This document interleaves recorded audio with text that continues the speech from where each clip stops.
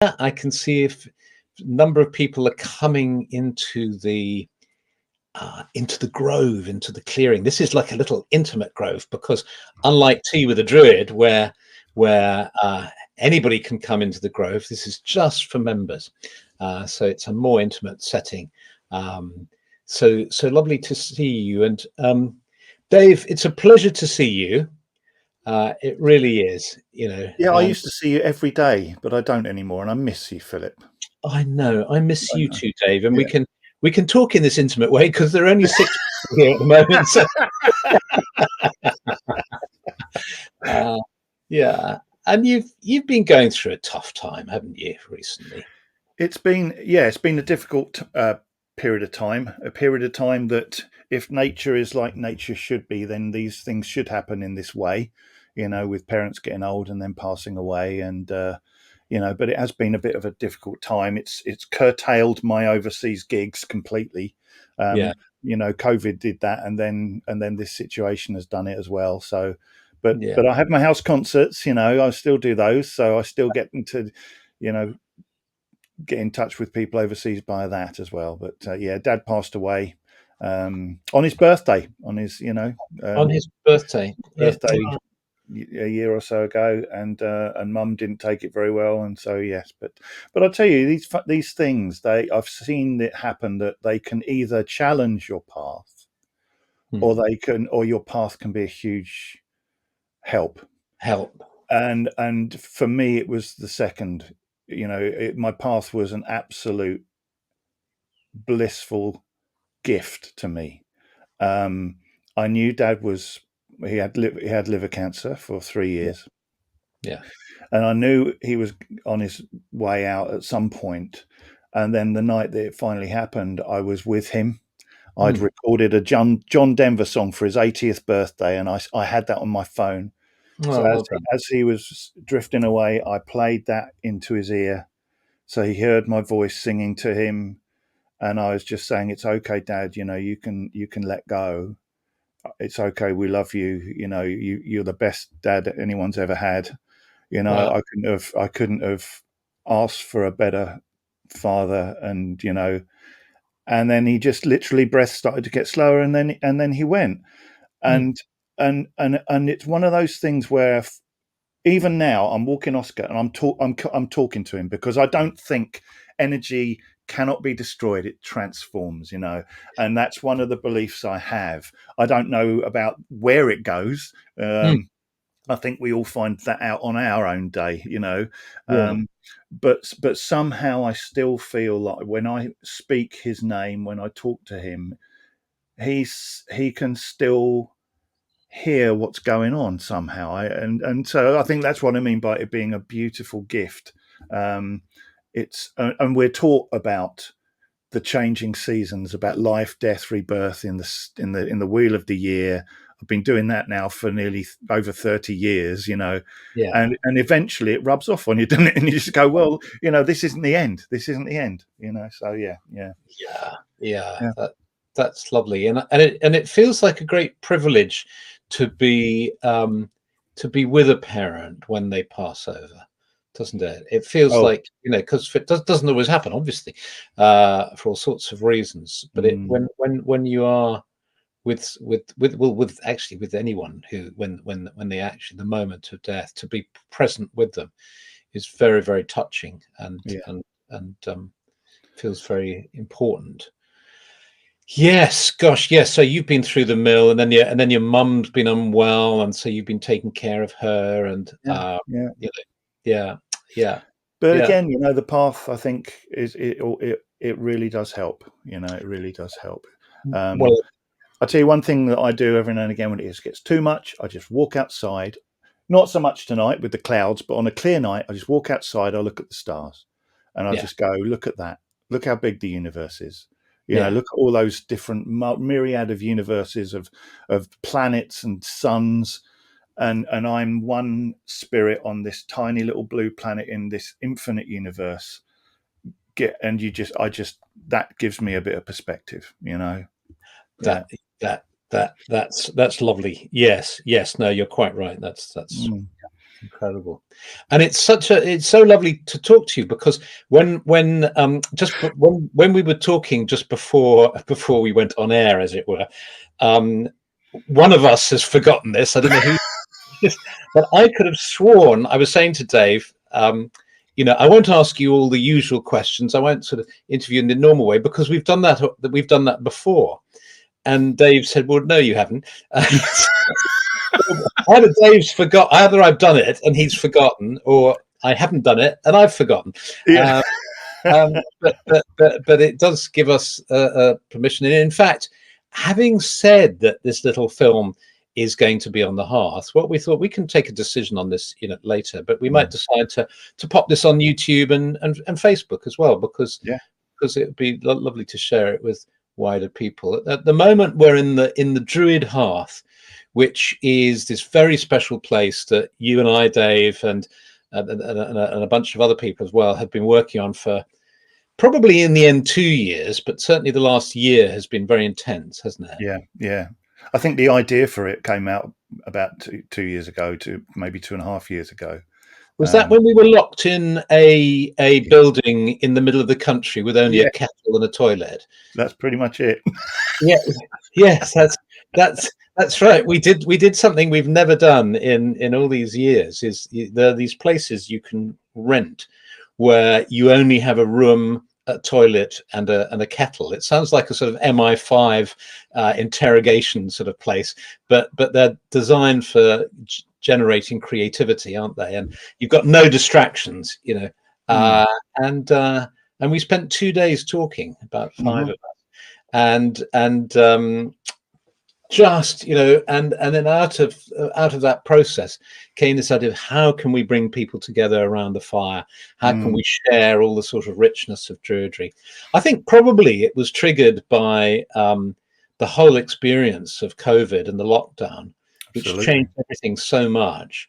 And prior to that, you and I had very busy couple of decades, really, of traveling to OBOD events and related events. And when you do a lot of traveling, you sort of, you keep, it has its own momentum, and I think that long pause then meant that when we came out of the pause and we sat in the escape room, as Katie Ashman says, we basically, anyway, we evolved this concept of the hearth. It went through various iterations until finally, and we worked with this wonderful guy in Kyiv in Ukraine, software developer, and created this beautiful, beautiful place where we all come together. And there are 100 special interest groups now that are called circles, where you can group together. There's the complete directory of all 300 OBOD groups. There are the back issues of all the magazines in English, German, French, Dutch, and Portuguese, and the Southern Hemisphere edition of the magazine as well, and all sorts of other things, that plus the access to the online courses and the ability to live stream, which is what we're doing now, into the heart. Yeah. So yes. And so, given the fact that I've never asked you this, apparently, according to you, how on earth have you ended up here? How did you get into this whole Druid thing? How did I get into it? I think it might be because other people on different podcasts of things have asked me this question, but I don't think you maybe have. I've heard it myself. You've probably heard it, so you can go and have a cup of tea now if you want, because you probably know. So basically, at school, I was one of those people who didn't quite fit in. And I every now and again at my gigs when I'm playing live, I say, so this is where all of the people who didn't quite fit in at school ended up. Do you know what I mean? Because that's what it feels like sometimes. All of my friends were into football. They were sharing those Merlin football cards with each other in the playground. I had no interest in that whatsoever. I was interested in music. Yeah. And I was interested in the supernatural and all of that kind of stuff, ghosts and cryptids and Loch Ness monsters and all that kind of stuff. Yeah. And so you would find me in the library looking at all those old Victorian photographs of ectoplasm coming out of noses and stuff like that. They used to fascinate me, that kind of thing, and that got me into the idea of magic and the other world. I've always had a fascination and love of fairy tale. Mm. I was born in Cornwall, and my mum and dad had a book called Spridgeons and Treacle, which was a whole series of Cornish fairy tales. And the Cornish fairies are a bit well-odd. They're not the Tinkerbell type fairies. And so I loved all of that, and so that ultimately led me down the route as a teenager of liking Ozzy Osbourne and Black Sabbath and Rainbow and Led Zeppelin and those kinds of things. And I remember Tipper Gore years ago, she said, heavy rock will lead you to the occult. Well, I'm living proof that it did. And so the lyrics of Rainbow and Ronnie James Dio and all that kind of stuff, it just lit something in me of an awareness that what we see with our physical eyes is not necessarily all that there is, that there's something else going on beyond the physical realm. And so I went hunting to find out if I could find other people and other things that did it. And that finally led me, like to a lot of people, because we didn't have the internet. We didn't have a lot of books. We had mostly the magical books were of the Golden Dawn and Aleister Crowley and all that kind of stuff, Yeah. And so I got into that kind of magic as well. I joined a magical order, a magical society when I was in my late teens, studying hermetic magic Yeah. and the Kabbalah and all that kind of thing. And two things happened. I started to feel like I wanted something a bit more earthy, a bit more grounded, because that is the whole point of that, is this idea of becoming one with your holy guardian angel and all these kind of very Yeah. up there ideas. And I wanted something from the Yeah. ground, Yeah. and also the group exploded, as occult Oh, groups brilliant. do sometimes. They just destroyed itself, and everyone fell out. And it left me in a kind of spiritual no man's land. And I just thought, well, there was a magazine at the time called Prediction, Mm. and I sent off for everything in there. I sent off for the Guild of Pagans, the Pagan Federation, Fellowship of Isis, and I saw this little advert in the classifieds, and it just said, "Are you interested in green spirituality? If you do, you might be interested in the work of the Druids." Mm. And at that point of time, that would have been about 93, maybe something like that. I thought Druids, old men with beards at Stonehenge wearing wellies. I didn't give it, but I'd sent off for everything, and Yeah. so I sent off, and that was OBOD. That little Yeah. classified ad was OBOD. So I sent off. Yeah. I got the introductory leaflet through, and I'd say within 4 paragraphs, I thought, oh, there's something here. And Right. what it was the bardic tradition. Uh-huh. There was an explanation of that held within this larger tradition was a love of the arts, of creativity, and not just that, of it being a sacred spiritual thing, you Mm. know. And I was a musician, Yeah. I thought, oh well, let's see what this is all about. So I sent off for the intro pack April 94. Yeah. And I started the course September 94. I just had 5 months of considering, reading it, thinking if it was right for me or stuff like that, and then I went for it and joined the order, and I haven't really been anywhere else ever since. That's Yeah, 30 years now. It's 2024 now. That's yeah, 30 yeah, years. yeah. It's incredible, isn't it? Yeah. That's a long time. Yeah. And How, really, it was the bardic tradition. how long did it take you to do the Bardic grade, to work through the Bardic grade course? Well, I started again. Actually, I when I first started the bardic course that September, Mm. I was I'd say I was using it a little bit like a book club. I was reading the stuff, but I wasn't really doing it. If I'm Yeah. honest, I Yeah. wasn't really doing it. And I got all of the stuff through, and I thought, and I'd read it all, but I hadn't Yeah. done any of it. Right. Um, And then I went for my first OBOD camp in Sussex, Oh yes. Lunacer camp. And at that point, there was yourself there and Arthur, and I met all these other people I've known and loved ever since, and the opening ceremony was run by the Nemerton Grove, who were Emma Restalaw's OBOD Grove at the time. She Yeah. obviously went on to be Joint Chief of the British Druid Order, but at that point, she Yeah. was a tutor in OBOD, Yeah. and Yeah. and they did this opening ceremony, and three things happened there actually. Yeah. The Yeah. first one is I met Ziggy, who Yeah. was a harp player, and it was the opening ceremony. We'd set up this circle, and I was there on my own with a beat up old guitar. And the only tunes I could play on that point were like Christy Moore tracks or Metallica, actually. Mm. And Andy Letcher walked into the center of the circle, and he started to play his bagpipes. Mm. And out of all of these tents, these white robed figures appeared. And I remember thinking, oh my God, they're real, they're real. And so I went to the circle, and then Emma cast the circle with a bell and a voice. She just walked around the circle with a bell and just sung it. And as she walked past me, I felt the air crackle. And it was like, wow, that feeling was like, it took over my whole body.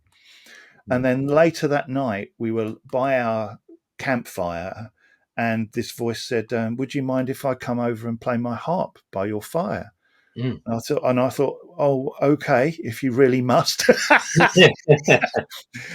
And Ziggy came over, and she started to play the harp by the campfire. And I remember just lying back, looking at the stars, hearing the crackling of the fire, the other voices around the field, and this harp music. And my heart was just so full. I remember Julie Britton said, when your heart fills up, your eyes spill over. And that's what I felt around that fire. I was so overwhelmed with the emotion. I just started to well up and cry and thought, I'm home. I am home. Yeah. And then Ziggy said, if anyone wants to, to have a go on the harp tomorrow, just come and see me. And the moment she opened her tent, I was there. And really, that was it. That was it. It was so I restart. And what I thought is, these people in this field are learning from the same material I've got at home, and I haven't really given it everything I've got. Yeah. So when I get home, I'm going to start again, and I'm going to do it properly. Right. And so it took me a little. That was a year in, and then I started again. So I'd say it probably took me about 3 or 4 years to do the Bardic grade. Yes, which is kind of the average. I think we once looked at it, and the average for the Bardic grade is about 3 or 4 years. Yeah. I mean, some people do it in one, other people do it in 17 years, or and then you recently went through, because of course it's been through various iterations over the years, hasn't it? And then quite recently, about a year ago, you read through the new version, as it were, the revised, improved version, as it were. Yeah. Didn't you? Yeah. Yeah. Well, that's the material that when we put together the audio course, and so what I did is I listened to it all again, and I think that's really useful, even if you've done the Bardic grade years ago, to just have a reread, because your life has changed, and so your relationship with the elements has changed, and it's like this. It's not a linear thing of starting the bard, getting to the druid, and then finishing. It's almost feels like you go around in circles. And I remember having the conversation with you then at the end of the druid grade. We should probably send everyone the first pack of the Bardic grade again, just as a kind of like, this isn't the end. Keep going, keep learning, keep experiencing. Yeah. Yes, that's lovely. And so when you went into the ovate grade, how long did you take to do the ovate grade? What was the experience of that? Well, weirdly enough, the ovate grade was my favourite grade of all of them. And what I realised as I was working through the ovate grade is, to me, there's a huge overlap between the Bardic and ovate traditions. I think if you look at Taliesin and Merlin and Amagin, these are seer poets, aren't they? The Bardic work is about opening your eyes and seeing the world through the eyes of a poet. It's like Terry Pratchett says, you open your eyes once and then you open them again. and that's what the bardic grade does. And then the ovate grade kind of just allows you to see into that other bit, Mm. into the other worlds that exist as well, and so work with trees and tree spirits and energies like that. I mean, the ovate work was probably my favorite work, and I think my path exists in that bit where the two Interesting. circles cross over. That's where I kind of work. Yeah. And again, I didn't rush. I didn't rush through. It took me another couple of years or so to do the ovate work, Yeah. and and some people, it pushes the ovate work is very deep and it can push your buttons. And but for me, it was more about that opening my eyes, walking through the woods with my mandolin and just singing songs to the trees. And I, Right. and I never thought that was weird, and I still don't think it's weird. And Yeah. people who met with me, Mm. they just kind of thought, well, that's nice, Yeah. someone walking through the wood with a mandolin playing and singing. There you go. There you go. Ah, fantastic. And then when did you start doing ceremonies at the Long Man? Because you and your partner Kerry, you've been leading ceremonies for the Eightfold Wheel of the Year at the Long Man of Wilmington for a long time, haven't you? We have, and they started because myself and Kerry were part of your grove, Mm. and we came to your ceremonies at the house, and then you were heading off to warmer climes Yeah, for a I think you while. lived in New Zealand when we went to live in New Zealand, wasn't it? Yeah, and I think there was a conversation of, would you keep these ceremonies going? Mm. And I thought, well, we'll keep them going, but we want to do them differently and our way, and our Mm. way was basically outside in at the Long Man. We did them at Chanctonbury Ring a few times as well in the Oh, earlier did you? days. I didn't know Yeah, that. we swapped over sites. We weren't always at the Long Man, Right. um, but it was founded at the Spring Equinox 2000. That was the first Andera Right. de Gorseth ceremony. There were 7 of us on that flat hill below the Long Man. Our Yeah. drum was a Pringles tin, and we and we proclaimed the Andera de Gorseth, and at Beltane, the next one, there was 40, and it hasn't really looked back since. It's averaged between 40 and 70. Our biggest was 120, but really, you know, it's too small a space to have that amount of people, really. But Yeah. yeah, Yeah. yeah. When So Steph and I 24 years. 24 years, that's incredible. And we were at the summer solstice one, wasn't it? A Yeah, few weeks back, and there were about 60 people there, weren't yeah, there? 60 or 65 people there. Yeah, So yeah, yeah. yeah, And of yeah, course, one of the great things about the location you've chosen, I'm sure it had nothing to do with your choice, your decision to meet there, but down the road there is the Longman Inn, which the Anderida Gorseth has given a certificate saying the most druid-friendly pub in Sussex, yeah. and they've very proudly framed it and by the bar. Well, it had everything to do with that, actually. Even back in that time, because we'd gone to the Avebury Gorseth back in the Mm. late 890s with Philip and Emma, and of Mm. course there's the Red Lion right in the middle of Avebury Stone Circle, and so Yeah, you can do your ceremony and then you can continue the social stuff at the pub. So yeah, so having that pub there, it was kind of like, oh, we could probably replicate that feeling here as well. yeah. And the funny thing was, when we started the Gorseth, with the Giant's Rest, it was called at the time, Mm. they weren't open on a Sunday. So I phoned them and I said, "Are you open?" He went, "No." And I said, "Oh, damn, there's quite a few people up here and we'd like a drink." And he said, "How many people are there?" And I said, 40. And he went, "Come down, I'll open for you." And so we turned up. I gave him the dates, and then the Giant's Rest basically opened only for us on our 8 festivals for a year or so. And then so we helped the local economy, I would say. Yes, yes. Oh, fantastic, fantastic. That's lovely. That's a lovely tradition of 24 years of Mm. uh, 24 Rain or years. shine or snow, we've always. Oh, I mean, even during COVID, we went online and kept those ceremonies going, with Yeah. the community online. And Mm. the moment we could go back, we did. And I'll never forget that. It was an autumn equinox ceremony, and we hadn't met there for 2 years. Wow.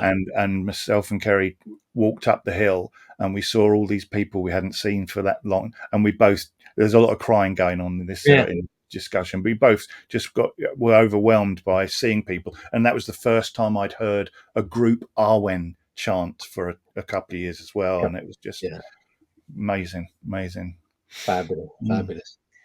And you know the way, because you've been practicing Druidry for 30 years, you know the way Druidry is such a broad topic, and you get such a you know, has it evolved in those 30 years? Are you still basically doing the same kind of Druidry that you were fairly early on, or has it changed in any way?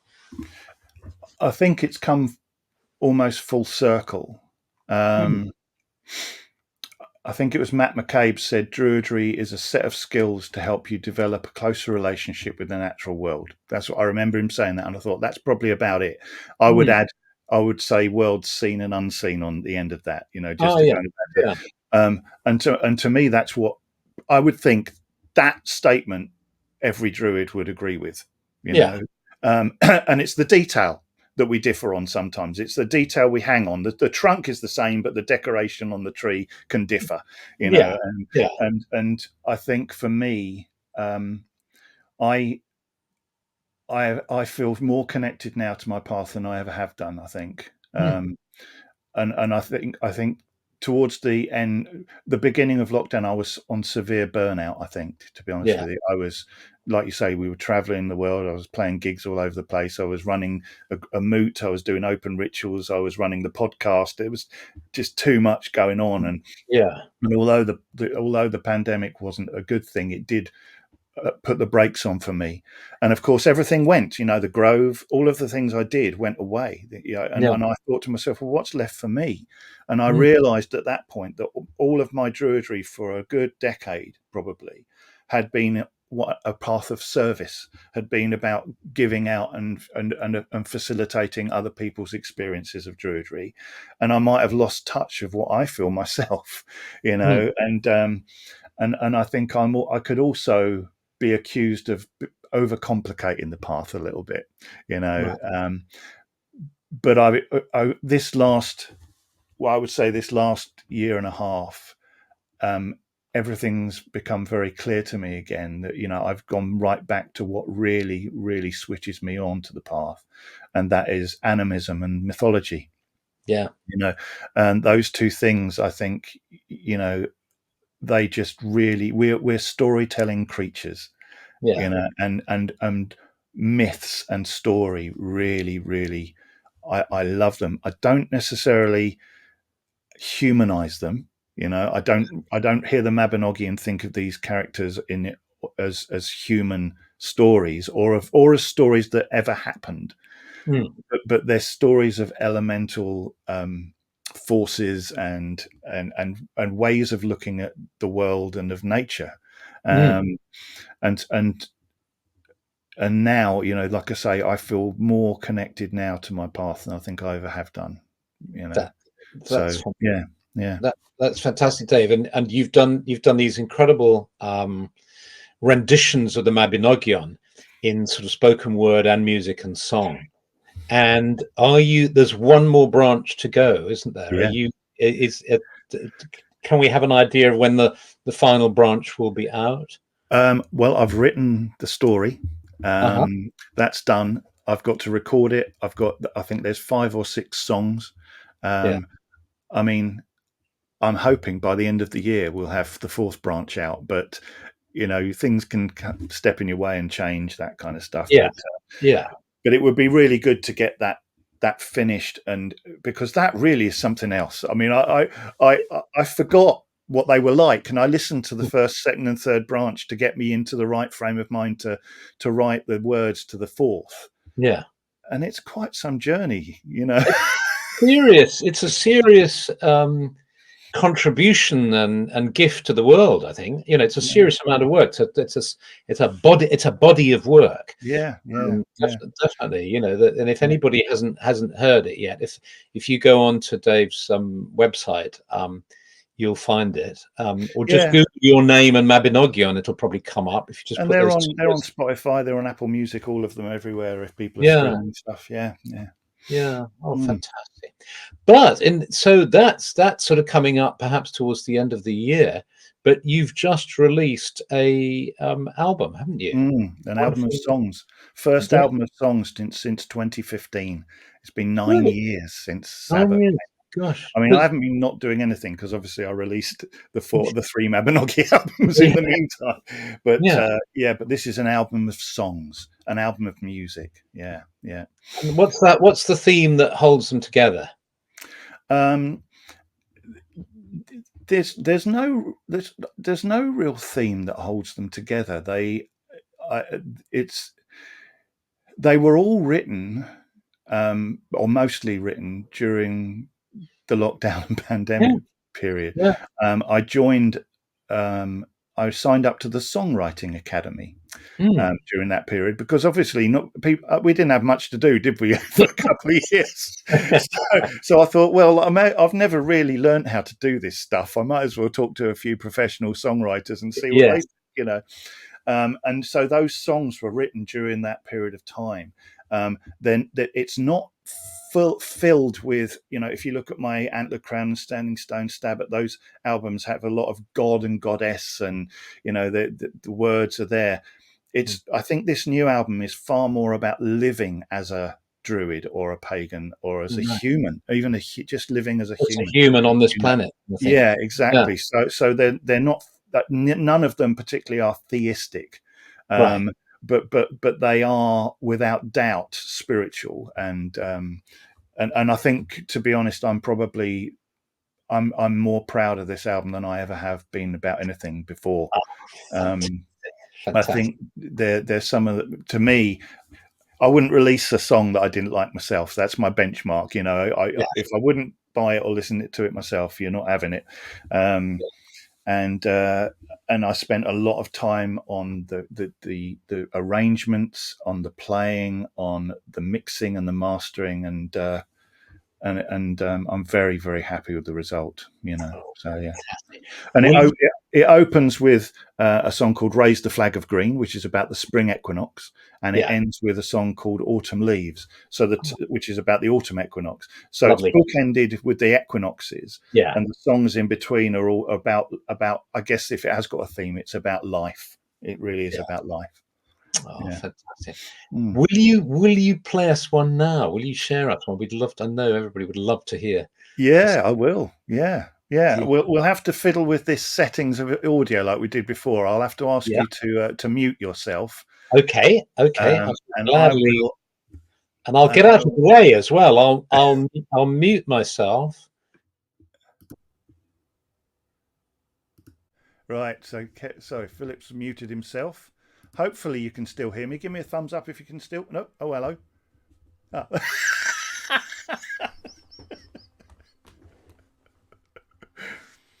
I'm going all over the place. Look at this. Let's just. You can hear me all right? Still? Yeah, fantastic. Okay, so I am going to play you a tune. This is the second song on the album, and story of this song. Okay, I'll tell you a little story of this song. I am very, very strict with myself when it comes for writing songs and lyrics, and I can pore over a line for like months. And during the Songwriting Academy work, I contacted a songwriter in Berlin, and I said, how do you deal with this kind of procrastination and stuff? And he said, all right, give yourself 2 hours to write a shit song. And I said, really? He said, yeah, it'll take all the pressure off you. And he said, I want to hear it. Send me an MP3 of your song that you write in 2 hours. That's it. And take all the pressure off. Don't try and make it a good song or anything. And this is the song that I wrote in 2 hours. And guess what? When you take the pressure off you, it's not that bad at all. I don't think so. Give us a nod, Philip, if you can hear the guitar nice and clearly. Let me just turn it up just slightly on the mic. It's called Something Beautiful, this song.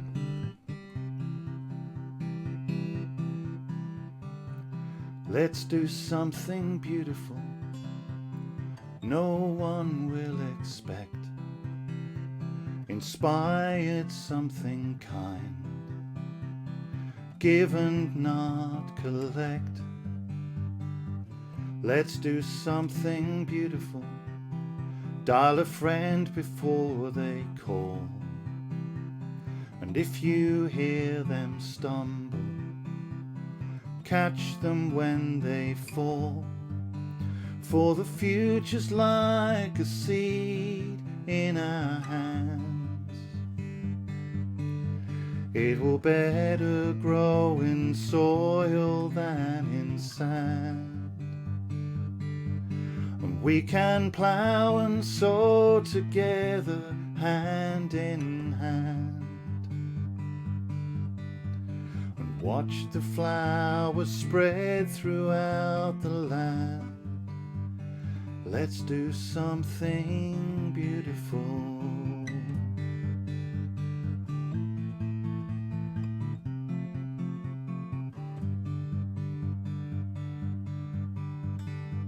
Let's do something beautiful. Set our course and take the reins. There's a bright and better future. It's time to make a change. Let's do something beautiful. Let's go and play out in the sun. We've been too long in shadows. Let's go and have some fun. For the future's like a seed in our hands. It will better grow in soil than in sand. And we can plough and sow together, hand in hand. And watch the flowers spread throughout the land. Let's do something beautiful.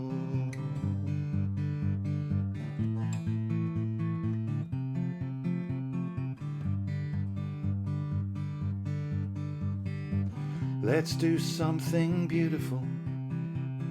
Take the higher ground. It's better to have sung your song than never made a sound. Let's do something beautiful. Let's set our sails to calmer winds and leave the rats upon the shore. That's a race no one wins. For the future's like a seed in our hands. It will better grow in soil than in sand. And we can plough and sow together, hand in hand. Watch the flowers spread throughout the land. Let's do something beautiful.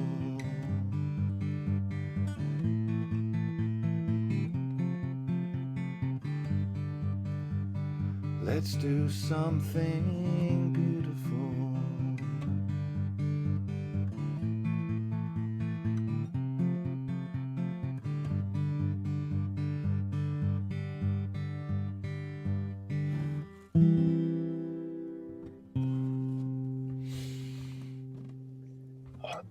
Dave, that was tremendous. I will just put me back on echo isolation. There we go. There we go. Oh, thank you so much. What a lovely song. Oh, that's really touching. Yeah. Everybody's clapping. I don't think you can see the comments coming in. No, I can't see any of the comments. No. Yeah. Raising a glass to you. And oh, bless you. Fantastic. Yes, I had a vision of maybe at the winter gathering or the summer gathering. I'm sure we could get everybody singing that chorus line. Oh yeah. I think that would really work. That would really work. The album hadn't really come out that long at the summer gathering, so I didn't know if and what people would know it. But hopefully by the winter, people will know it, and we can all join together. We can all join together. Absolutely. Really good one. Yeah. Well, Dave, fantastic. So good to talk to you. Yeah, you too. Yeah, and for those of you who are watching this on normally we keep these videos within the hearth, as a sort of special treat, and for that sort of intimacy. But this one will, I think we should pop this on YouTube and Facebook, and Yeah. share it with a wider audience. And if you're a member of OBOD and you haven't looked in the hearth, do take a look. If you don't know what we're even talking about, send an email to the office at druidry.org, and just ask them. If you have taken a peep and you've thought, oh, this is too complicated, just stay with it for 10 minutes. Just have a wander around all the lovely things in the hearth. And I think you'll find it's really, really warm, friendly place to meet up and spend time in. Yeah. So, yeah, great. Well, thank you, Dave. And thank you for those, 30 years of and all the work. We haven't even talked about loads of stuff. I mean, your work as the Pendragon of the Order, and how you came and offered your services when Steph and I were really loaded up with work, and we all joined forces and all the rest of it. But we can. It's been a journey. It has. It's been a good one. So, and yeah, thank you. Yeah, bless you, Dave. Thank you so much. And thanks for watching. Bless you, everyone. Lots of love to everyone who's watching. And yeah, bye, everybody. Thank you. Thanks.